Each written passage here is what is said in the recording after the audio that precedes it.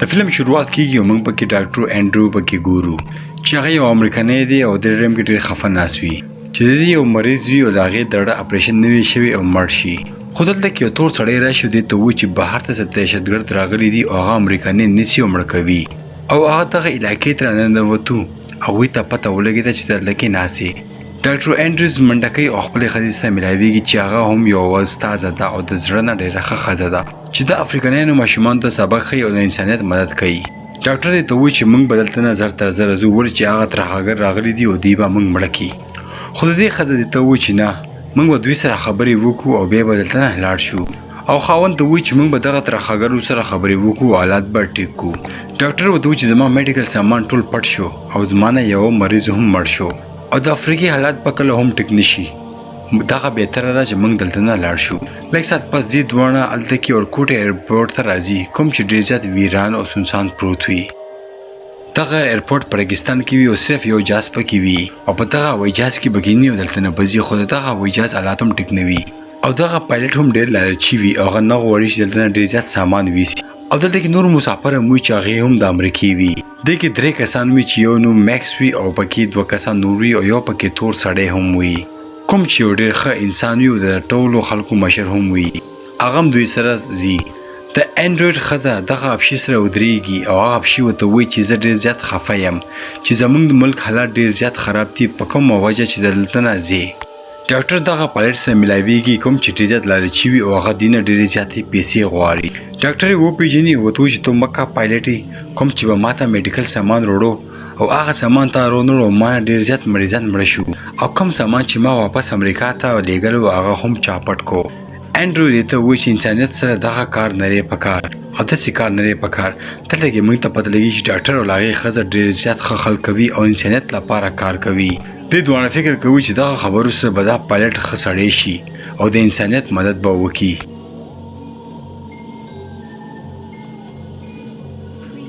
دوی پکې ډېر زیات سامانونه ویږدي خو دا پایلټ ورته وایي چې تاسو ماته صرف د خپل ځانونو پیسې راکړي د سامانونو پیسې هم نه دي راکړي او تاسو دغه سامان نشئ وړی. خو مسافر ورته بار بار وایي او بیا دا د دې خبرې ومني. هغه ورته وایي چې تاسو خو خپل سامان وړی شئ خو دغه سامان به تاسو په خپلو غېږو کې ایږدئ. بیا دوی راځي او په جهاز کې دننه کیني. د دغه جهاز حالات هم ډېر زیات خراب وي خو بیا هم په څه طریقه باندې به دوی خپل ځان بچ کوي او دلته نه به تښتېږي او بل جهاز په دوی ته بل هفتې ملاویږي او دلته کې خو ترهګر هم راغلي دي او دوی ته خپل ځان فکر دی او بل خواته د افریقې له ځناورو هم ډېر خطرناک دي. خو څنګه چې دغه جهاز په هوا کې والوزېږي دوی لږ په سکون باندې شي هر څه بالکل ټیک وي خو اچانکه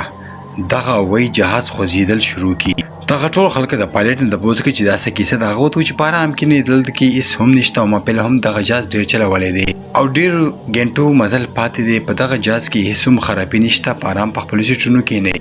ډاکټر انډرو ورته راشي ورته وایي چې موږ ته خو دومره پته ده چې د لالچي انسان یې او تا په دې کې ډېر زیات سامان ویښولی دی ته کوم په وجه باندې دغه جهاز وایبریټ کوي او که دغه رنګې کیسه روانه وه نو دغه جهاز به ډېر زر لاندې ولویږي او تباه به شي. خو پایلټ ورته وایي چې وروڼو خو په کراره خپل ځایونو کې کښېنئ ما ته د هر څه پته ده زه یو پایلټ یم. خو لږ ساعت پس دغه جهاز ډېر په زوره باندې خوځېږي او اچانکه په دې کې اور ولګي او ډېر په تیزۍ سره لاندې ځمکې ته روان وي او ډېر په تیزۍ سره دغه جهاز لاندې په ځمکه لاړ شي او څه مسافر پکې مړه شي او څه پکې بچ هم شي او کم خلک چې بچي وي هغه ډېر زیات ځوبل شوي یعنې زخمیان وو. ډاکټر انډرو هلته نه پاڅېږي او اخوا دېخوا دغه ټول حالات وګوري. میکس هم پکې بچي او له هغې یو انډیوال هم پکې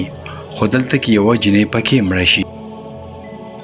انډرو په منډه کې خپلې ښځې ته راشي چې له هغې حالات ډېر زیات خراب وي ولې چې دغه ټول سامان د هغې له پاسه پروت وي. هغه ډېره زیاته زخمي هم ده ولې چې د هغې یوه خپه ماته ده. انډرو غواړي چې خپله ښځه د دلته نه بهر ته راوکاږي خو دا ډېر کوشش هم وکړي دا یې د دلته نه بهر ته راونه کاږي. پایلټ ورته راشي ورته وایي چې دغه جنۍ دلته نه بهر ته نشي راوکاږلی کوشش وکړئ چې دغه سامان پهله بهر ته راوکاږئ او ورته وایي چې ستا ښځه په تکلیف کې ده دا واله او دغه شراب ورته په خوله کې واچوه چې لکه په سکون شي. انډرو ته ډېر زیات غوسه شي او ورته وایي چې خپله خوله دې غلې کړه او دلته نه ورک شه او ته وایي چې ما ته پته چې زه به څه شی کوم ته دلته نه لاړ شه. میکس راځي او خپل ملګری په ځمکه کې ښخوي چې دغه ځانګړي جناوران را نه شي زما ملګری ونه خوري. کله چې دوی ته پته ولګي چې زموږ جهاز یو خطرناک ځای کې راپرېوتی دی کوم ځای کې چې ډېر زیات جانوران دي دوی وګوري چې د ورځې خو دلته ډېره زیاته ګرمي ده او دغه جانوران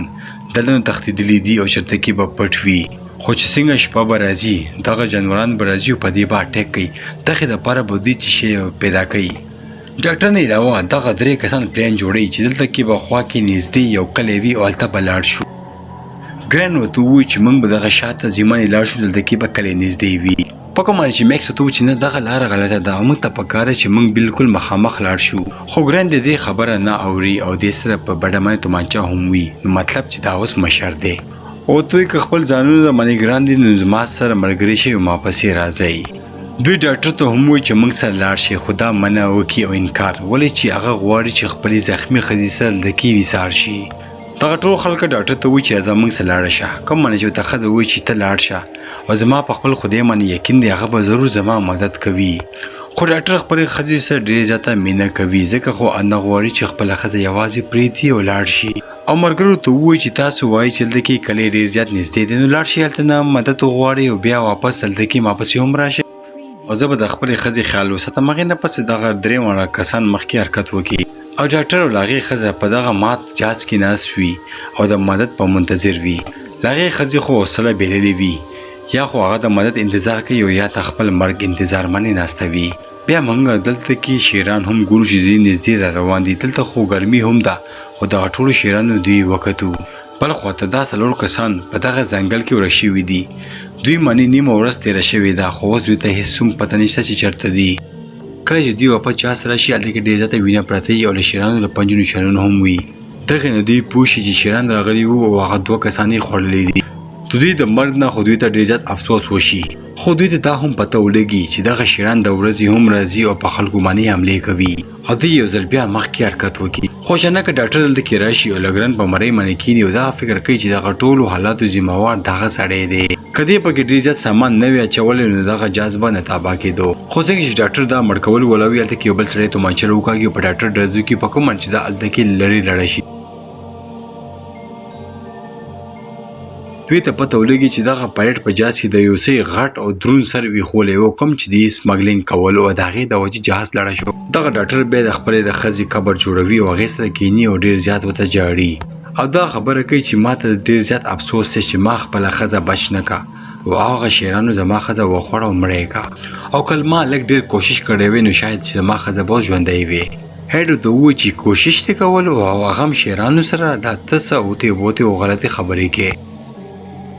په مزه دلته کې شپه راځي. دوی به دې نه پیله چیشل کوي چې څه انتظام وکړي کینې دلته کې به ډېر زیات خطرناک جانوران راشي او دغه ټولو خلکه به وخوري او ختم به یې کړي. بیا دغه پایلټ دې ټولو ته وایي چې موږ ته شپه تېرولو لپاره صرف یوه لاره ده او هغه په دغه جهاز کې د پایلټ کیبن دی او هغې کې موږ صرف 3 کسان کېناستی شو خپل ځان بچ کولی شو. اوس یې 3 واړه دغه فیصله کوي چې آخر څوک به هغه 3 کسان وي چې په دغه پایلټ کې به کښېني او په دوی کې یو ملګری دغه شرط وبیلي او اوس به دا د جهاز بهر شپه تېروي. څنګه چې نیمه شپه شي دغه هلک اور ولګي او هلته کې ناست وي. باقي دا 3 کسان د پایلټ په کمره کې ناست وي او ورته ووایي چې ټوله شپه دغه اور ولګوه او مړ یې نه کړي. ورته وایي چې څو پورې ته ویښ نو دغه اور بلیږي به او ستا حفاظت به کوي او څنګه چې دې سترګه ولګېده او ته اوده شوي نو دغه اور به مړ شي او ته به هم ختم شي. دغه ټول خلک اوس چې دغه انتظار منوي چې شپه څنګه تېره شي نو بل سهار به دوی خوا کې کلي ته لاړ شي.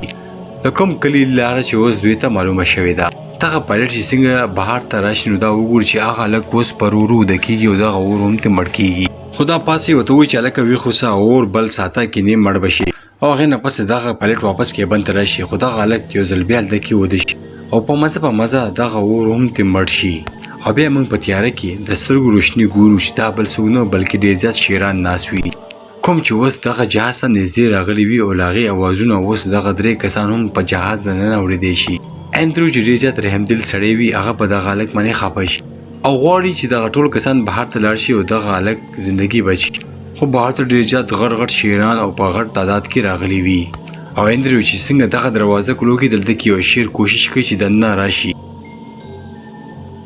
دوی چې کله مخکې روان وي دلته کې یو ګاډی وګوري په کومه چې ډېر زیات خوشحاله شي. دغه ډاکټر هم ډېر زیات خوشحاله شي او دا فکر کوي چې اوس به موږ ټول بچ او ګاډي ته چغې وخي چې زموږ خوا ته راشي. خو چې موږ وګورو چې دغه ګاډی ډایرکټ راشي او اندرو سره خوا کې ودرېږي.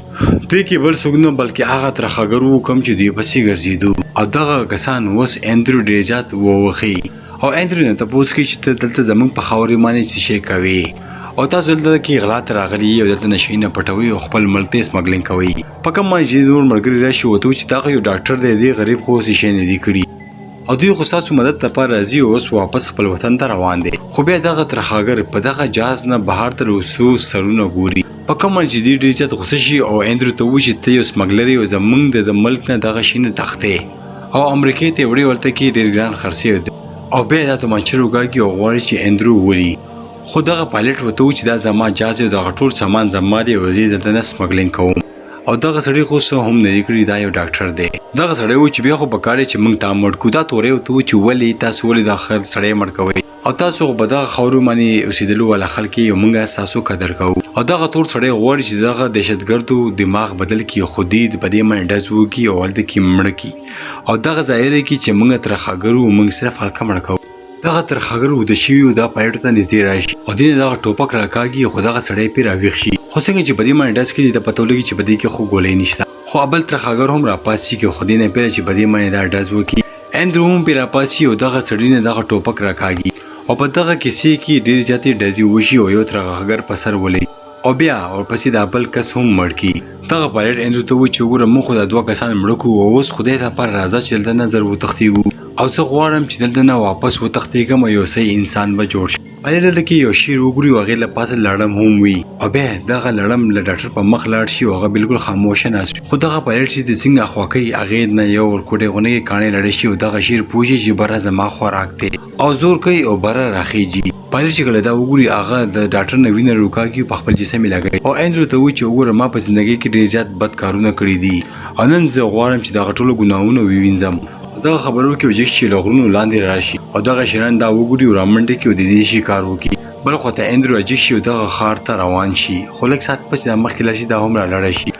هغه ډېر زیات تګ شوی هم وي خو به دا مخامخ د جانوران ګوري چې د تخوا کې را رواني او دا خوري اندرو اجي شي او بر اسمان ته وګوري چې دا زما په قسمت کې لیکلي وو چې د سي فزول او ګنده جانوران به ما وخوري او زما مړ شم او که زما مرګ لیکل شوی او چې کم از کم چې شیرانو خو خوړلې وي او یې بیا اندرو اجي شي او دغه جانوران هم اندرو ته خوا کې را منډه کی خو اچانک اسمان وغوریږي او دغه ټول جانوران ویریږي او منډه بیا اچانک په تیزه باران چې اندرو په ځمکه ودوي ول باران وبس کی او د خپل سورز تنده ختموي هغه نه پس دا بهوش شي خو کله چې سترګې کړو شي د مخامخ مکه تور سړی وي کوم چې ته په فلم کې اول ویډیو چې ترخاګر راځي او د ته سهارا ورکي او د دې ژوندۍ بچکوي او ځان سره کلیته وړي او اوس موږ ته پته ولګي چې دا ډاکټر بچي او ژوندۍ د دې په قسمت کې وي او د په اخر ټیم کې د همت نه کار اغسته وو او لکه پس بدا کلیته هم ورسي او دې سره دغه فلم هم دلته کې ختم شي